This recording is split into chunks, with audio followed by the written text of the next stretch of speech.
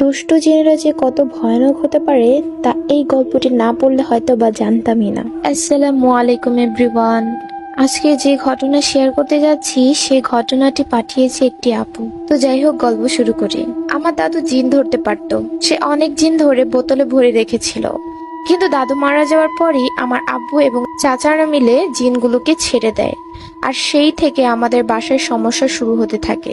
কিন্তু সেই জিনগুলোর মধ্যে একটা ভালো জিনও ছিল। সেই জিনটা আমাদের বাড়ি পাহারা দিত, আমাদের কোনো ক্ষতি করতো না। কিন্তু অচেনায় কেউ আমাদের বাসায় আসলেই তাকে ভয় দেখাতো।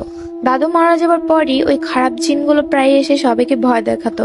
আমার আব্বুর মুখে শুনেছিলাম যে একদিন তারা নাকি বাইরে থেকে অনেক রাত করে এসেছিল, এসে তখন একটা ঘরে ঘুমানোর চেষ্টা করছিল। কিন্তু তখনই আমার আব্বুকে আমার বড় ফুপ্পি ডাক দিল।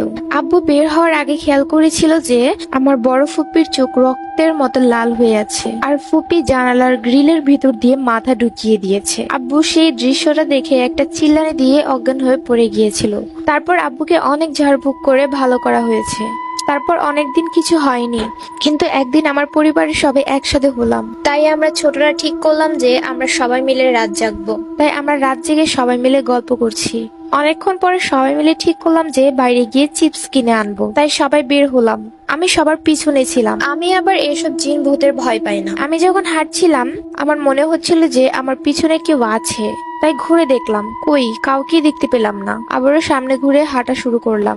যখনই বাড়ির বাইরে যাব এমন সময় মনে হলো আমাকে কেউ পেছন থেকে ডাকছে। আমি আর পিছনে ঘুরলাম না, সোজা বের হয়ে আসলাম। তারপর সবাই চিপস কিনে বাসায় চলে আসলো। এসেই কিছুক্ষণ পরে সবাই যার যার মতো ঘুমাতে চলে গেল। তাই আমি আর আমার বড় বোন একসাথে ঘুমিয়েছিলাম একটা রুমে। হুট করে আমরা যেখানে শুয়েছিলাম ঠিক তার উপরে কেউ অনেক জোরে জোরে মারছে আর বলছে, আমার কথা শুনলি না কেন?